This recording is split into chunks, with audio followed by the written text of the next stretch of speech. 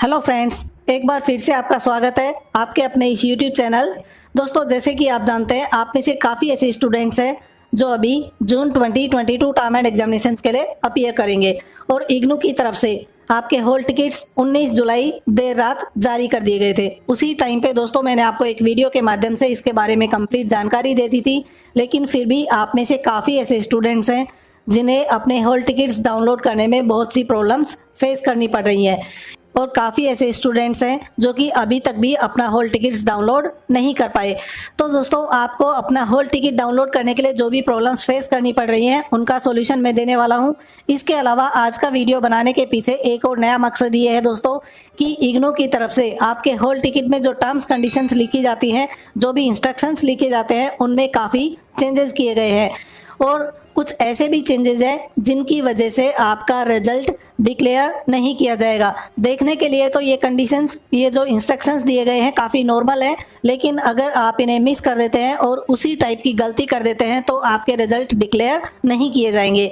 इसलिए दोस्तों, आज की वीडियो में मैं ये कंप्लीट सॉल्यूशन आप सभी स्टूडेंट्स के लिए लेके आया हूँ और जो भी स्टूडेंट्स वीडियो देखने के बावजूद भी अपना हॉल टिकट्स डाउनलोड नहीं कर पाएंगे, उन सभी के लिए आज की वीडियो में एक बहुत ही बड़ा सॉल्यूशन है। मेरी तरफ से एक छोटा सा ऑफर है जिससे कि आप अपनी हॉल टिकट्स यूँ चुटकियों में ही डाउनलोड कर पाएंगे।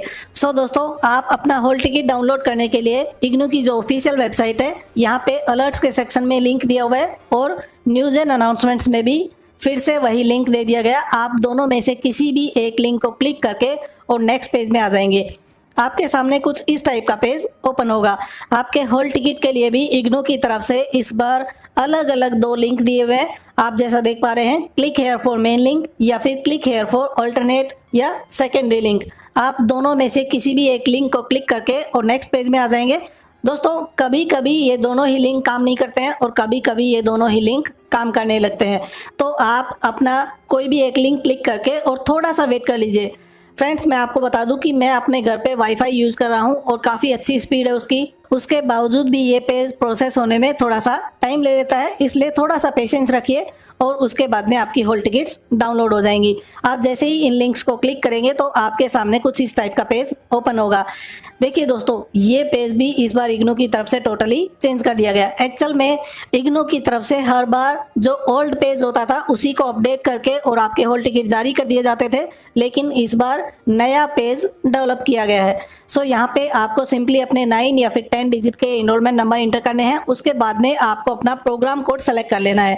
दोस्तों, आप अपना प्रोग्राम कोड सेलेक्ट करने के टाइम पे बिल्कुल गलती ना करें। जो भी ऑनर्स प्रोग्राम के स्टूडेंट्स हैं वो पर्टिकुलर जो प्रोग्राम कोड है उसी को सेलेक्ट करें। सेलेक्ट करने के बाद में जैसे ही आप यहाँ पे सबमिट को क्लिक करेंगे तो आपके सामने कुछ इस टाइप का पॉपअप ओपन हो जाएगा। फ्रेंड्स, जब आप अपने मोबाइल में अपना हॉल टिकट डाउनलोड करते हैं तो वहाँ पे ये पॉपअप आपके पूरे स्क्रीन को कवर कर लेता है और आपको पता नहीं चलता है कि इसके बाद में करना क्या है। लेकिन अगर आप इसे कंप्यूटर या फिर लैपटॉप पे ओपन कर रहे हैं तो आपको समझ में आ पाएगा कि ये एक पॉपअप है। दोस्तों, यहाँ पे सबसे पहला जो पॉइंट दिया हुआ है वही सबसे बड़ा पॉइंट है। इसमें बताया हुआ है कि काफ़ी ऐसे स्टूडेंट्स हैं जिनके इनरोलमेंट नंबर 10 डिजिट्स के बजाय 9 डिजिट्स के होते हैं, तो आप उसे 10 डिजिट का बनाने के लिए उसके स्टार्टिंग में 0 ऐड कर देते हैं। और दोस्तों, आप ये मानिए कि हर कोई उसी टाइप से करता है, हम भी इसी टाइप से करते थे, लेकिन इग्नू की तरफ से अभी इस बार ये क्लियरली मेंशन कर दिया गया कि आपको स्टार्टिंग में 0 ऐड करने की ज़रूरत नहीं है। आप सिंपली अपना इनरोलमेंट नंबर लिख दीजिए, उसके बाद में अगर कोई भी ब्रैकेट्स बचते हैं तो उसमें आप क्रॉस बना दीजिए। इसी तरीके से जो अलग अलग इन्फॉर्मेशन आपको लिखनी है वहाँ पे, जैसे कि आपका एग्जामिनेशन सेंटर कोड या फिर रीजनल सेंटर कोड, तो उसके बाद में जो भी ब्रैकेट्स वहाँ पे वैकेंट रह जाते हैं आप उनको क्रॉस कर दीजिए। आपको वहाँ पे 0 ऐड करने की ज़रूरत नहीं है।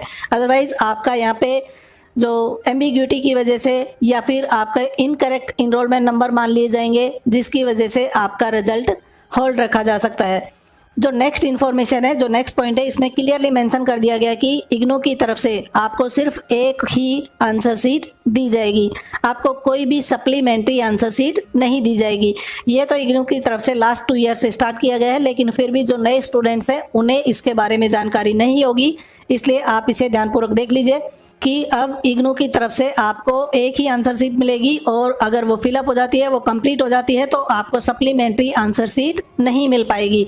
यहाँ पे थर्ड पॉइंट में दिया हुआ है कि आपके इन्विजिलेटर जो एक अटेंडेंस शीट लेके आते हैं, उसमें जो आपका नाम के सामने कॉलम दिया हुआ है उसी में ही आपको अपने साइन करने हैं। अगर आप ऊपर नीचे किसी और के में साइन कर देते हैं या कुछ मिस्टेक कर देते हैं तो उससे आपको एब्सेंट ट्रीट किया जाएगा, मतलब आपकी आंसर शीट वहाँ पे चेक नहीं हो पाएगी।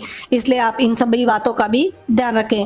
और दोस्तों साथ ही यहाँ पे पॉइंट नंबर 4 में बताया गया है कि जब आप अपनी आंसर शीट अपने इन्विजिलेटर को अपना एग्ज़ाम कंप्लीट होने के बाद में जब जमा करवाते हैं, उस टाइम पे आप चेक कर लीजिए कि आपका साइन, इन्विजिलेटर का साइन और आपके एग्जामिनेशन सेंटर का स्टैंप उसमें लगा हुआ है या फिर नहीं। इसके अलावा दोस्तों पॉइंट नंबर 5 में बताया गया है कि कोविड-19 की वजह से काफ़ी ऐसे स्टूडेंट्स हैं जिनके एग्जामिनेशन सेंटर्स को चेंज किया गया है, तो अभी जो एग्जामिनेशन सेंटर आपको अलॉट कर दिया गया वही आपका एग्जामिनेशन सेंटर रहने वाला है। आपके एग्जामिनेशन सेंटर को किसी भी कंडीशन में चेंज नहीं किया जाएगा। इसके बाद में यहाँ पे कुछ ये अनऑथराइज मटेरियल्स के नाम लिखे हुए हैं कि आपको अपने एग्जामिनेशन के लिए ये सब लेकर नहीं जाना है। अगर आप इनमें से किसी आइटम या फिर कॉपी करते हुए पाए जाते हैं तो वहाँ पे आपका यूएफएम लग जाएगा और ये मैटर पुलिस को हैंड ओवर कर दिया जाएगा। इसके बाद में दोस्तों यहाँ पे लास्ट में रेड कलर में 2-3 लाइंस लिखी हुई है। इनमें लिखा हुआ है कि ये जो ऊपर इंफॉर्मेशन लिखी हुई है, जो भी इंस्ट्रक्शंस लिखे हुए हैं वो मैंने पढ़ लिए हैं और वो मैं समझ गया हूँ। और यहाँ पे जो इन्फॉर्मेशन दी गई है कि स्मार्ट वॉच, मोबाइल फ़ोन या फिर किसी भी टाइप का अनफेयर मीन से रिलेटेड आइटम्स मैं अपने एग्जामिनेशन सेंटर हॉल में नहीं लेकर जाऊंगा। अगर आप इस बात से एग्री करते हैं तो इसी के पास में एक स्मॉल बॉक्स दिया हुआ है, आप इसे टिक करके और सबमिट को क्लिक कर दीजिए। जब आप यहाँ पे सबमिट को क्लिक करेंगे तो आपकी हॉल टिकट कुछ इसी टाइप से ओपन हो जाएगी, अदरवाइज आपकी हॉल टिकट ओपन नहीं हो पाएगी। यहाँ पे आप देख पा रहे हैं आपकी हॉल टिकट में भी काफ़ी चेंजेस किए गए हैं। पहले आपकी हॉल टिकट सिर्फ और सिर्फ इंग्लिश में लिखी होती थी, लेकिन अभी ये सारी डिटेल्स हिंदी में भी लिखी हुई है। इसलिए दोस्तों जो भी स्टूडेंट्स हिंदी मीडियम वाले हैं वो चाहे तो इसे इजीली पढ़ सकते हैं। अगर फिर भी आपको कोई कन्फ्यूजन है तो आप इस वीडियो को ध्यानपूर्वक देखते रहिए। सबसे पहले यहाँ पे आपकी सभी डिटेल्स लिखी हुई है। आपका एग्जामिनेशन सेंटर का जो एड्रेस है वो यहाँ पे लिखा हुआ है। और दोस्तों मैं आपको बता दूं कि आप में से काफ़ी ऐसे स्टूडेंट्स हैं जिनके एग्जामिनेशन सेंटर को इस बार इग्नू की तरफ से चेंज किया गया है। सो जो भी एग्जामिनेशन सेंटर फिलहाल आपके हॉल टिकट में लिखा हुआ है, आप उसी एग्जामिनेशन सेंटर को फाइनल मानिए और उसी के अकॉर्डिंगली अपने एग्जामिनेशन के लिए आप अपीयर कर सकते हैं। यहाँ पे राइट साइड में आपका फोटोग्राफ दिया हुआ है। अगर कोई ऐसे स्टूडेंट है जिनका फोटोग्राफ यहाँ पे अटैच नहीं किया हुआ तो आप अपना एक पासपोर्ट साइज का फोटोग्राफ इस पे पेस्ट कर दीजिए और उसके नीचे आप अपने साइन कर दीजिए। इसके बाद में दोस्तों यहाँ पे जो टाइम टेबल दिया हुआ है आप इसको ध्यानपूर्वक देख लीजिए, लेकिन टाइम टेबल से पहले ही एक इंपॉर्टेंट पॉइंट दिया हुआ है। यहाँ पे नोट दिया हुआ है कि जो सीरियल नंबर 20 में, जो इंस्ट्रक्शंस में जो सीरियल नंबर 20 है, अगर आप उसको मानते हैं तो ही आपकी ये हॉल टिकट वैलिड रहेगी, अदरवाइज ये इनवैलिड रहेगी। तो जो पॉइंट नंबर 20 है उसे भी ध्यानपूर्वक देखेंगे। इसके अलावा यहाँ पे जो टेबल है इसमें आपके जिस भी दिन एग्जामिनेशंस कंडक्ट किए जाएंगे, जिस सेशन में कंडक्ट किए जाएंगे, सुबह या फिर दोपहर में, वो सारी इन्फॉर्मेशन दे दी गई है। फ्रेंड्स इसके बाद में यहाँ पे इंपॉर्टेंट इंस्ट्रक्शंस दिए गए हैं, आप इन्हें भी ध्यानपूर्वक पढ़ लीजिए। पॉइंट नंबर 1 से लेकर पॉइंट नंबर 5 तक वही सभी बातें लिखी हुई हैं जो मैंने अभी आपके साथ में डिस्कस की हैं। पॉइंट नंबर 6 में बताया गया है कि आपको किसी भी दूसरे एग्जामिनेशन सेंटर पे एग्जामिनेशंस देने के लिए अलाउ नहीं किया जाएगा। जो एग्जामिनेशन सेंटर आपके एडमिट कार्ड में लिखा हुआ है आपको वहीं पे जाके अपने एग्जामिनेशंस के लिए अपीयर करना होगा। पॉइंट नंबर 7 में दिव्यांगजन के बारे में बताया गया है। कोई अगर ऐसे स्टूडेंट है जिन्हें राइटर्स की ज़रूरत होती है तो आप टाइम रहते ही अपने रीजनल सेंटर को इसके बारे में इन्फॉर्म कर दीजिए, सो दैट आपके लिए वहाँ पे राइटर्स अवेलेबल रहें। पॉइंट नंबर 8 में बताया गया है कि आप अपने एग्जामिनेशन जब देने के लिए जाएंगे उस टाइम पे जो इग्नू का वैलिड आइडेंटिटी कार्ड है वो आपके पास में होना चाहिए। अगर आपके पास में इग्नू आईडी नहीं है तो कोई भी फ़ोटो आईडी होना चाहिए जो कि गवर्नमेंट ऑफ इंडिया के द्वारा जारी किया गया हो। पॉइंट नंबर 9 में बताया है कि आपको एग्जामिनेशन हॉल के अंदर मोबाइल फ़ोन्स या फिर इलेक्ट्रॉनिक गैजेट्स लेकर जाने के लिए सख्त मना है। पॉइंट नंबर 10 में दिया गया है कि कैलकुलेटर्स अलाउ नहीं होंगे। अगर आपके क्वेश्चन पेपर में लिखा हुआ है कि आप कैलकुलेटर्स यूज़ कर सकते हैं, जैसे कि काफ़ी ऐसे कोर्सेज होते हैं जिनके लिए कैलकुलेटर्स अलाउड होते हैं, तो ही आप कैलकुलेटर्स का यूज़ कर पाएंगे। पॉइंट नंबर 11 में यहाँ पे कोविड-19 के बारे में दिया हुआ है। पॉइंट नंबर 12 में दिया गया है कि कोविड-19 को ध्यान में रखते हुए ही आप अपने एग्जामिनेशंस के लिए अपीयर करें। पॉइंट नंबर 13 और 14 के बारे में मैंने आपको पहले भी बताया हुआ है कि जिस भी मीडियम में आपका क्वेश्चन पेपर दिया हुआ है आप उसी मीडियम में ही अपने आंसर्स लिखने की कोशिश कीजिएगा। आप अगर इंग्लिश मीडियम के स्टूडेंट हैं लेकिन हिंदी में अपने आंसर्स लिखना चाहते हैं तो लिख सकते हैं, बशर्ते वहाँ पे जो आपका क्वेश्चन पेपर है वो हिंदी मीडियम में भी होना चाहिए।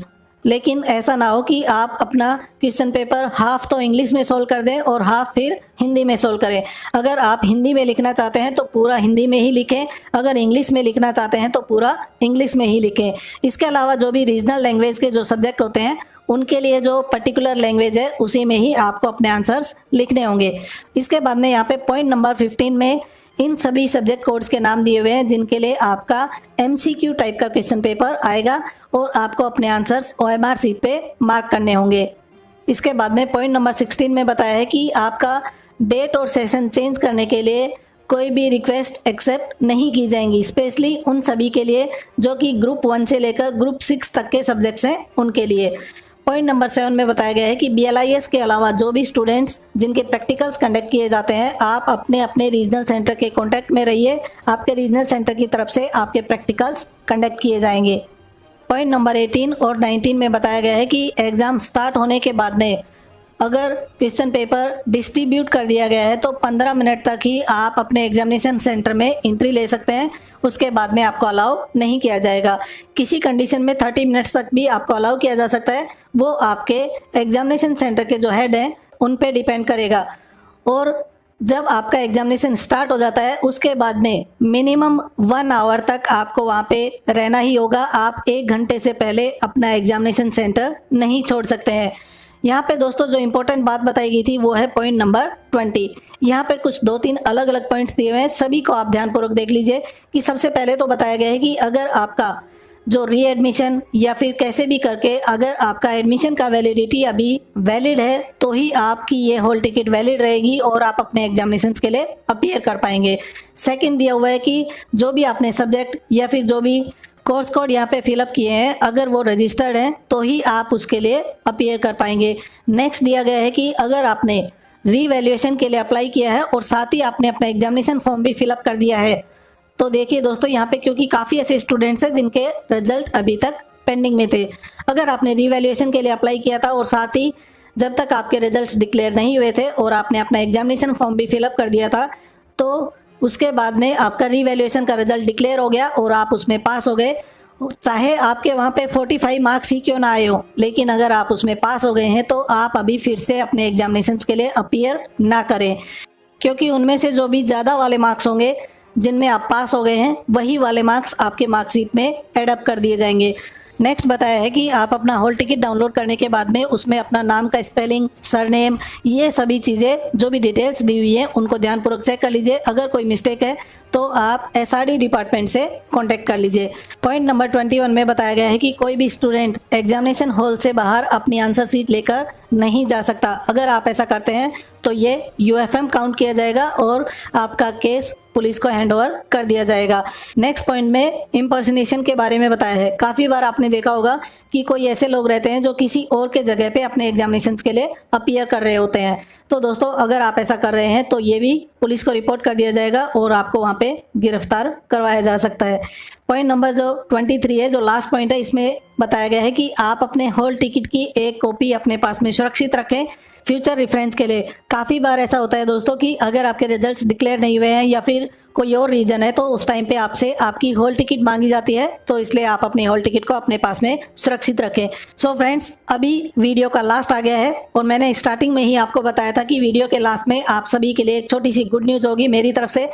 तो दोस्तों मैं आपको बता दूं कि अगर आप में से कोई ऐसे स्टूडेंट हैं जो अभी भी अपना हॉल टिकट डाउनलोड नहीं कर पा रहे हैं तो आप सभी स्टूडेंट्स मुझसे व्हाट्सएप पे कांटेक्ट कर लीजिए। आप वहां पे अपने एनरोलमेंट नंबर और अपना प्रोग्राम कोड ड्रॉप कर दीजिए। आपके हॉल टिकट की PDF डाउनलोड करके और आपको फॉरवर्ड कर दी जाएगी।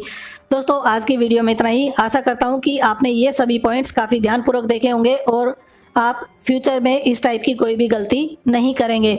दोस्तों अगर वीडियो पसंद आई है तो वीडियो को लाइक कर दीजिए, लाइक करने के साथ साथ मैक्सिमम शेयर कर दीजिएगा। अगर इसके अलावा आपके कोई भी कन्फ्यूजन्स है तो आप वीडियो के कमेंट बॉक्स में कमेंट करके ज़रूर पूछ सकते हैं। दोस्तों आप अगर हमारे यूट्यूब चैनल पे फर्स्ट टाइम विजिट कर रहे हैं तो चैनल को सब्सक्राइब कर लीजिए, सब्सक्राइब करके पास में नोटिफिकेशन बेल आइकन को प्रेस करना ना भूलें। Thank you.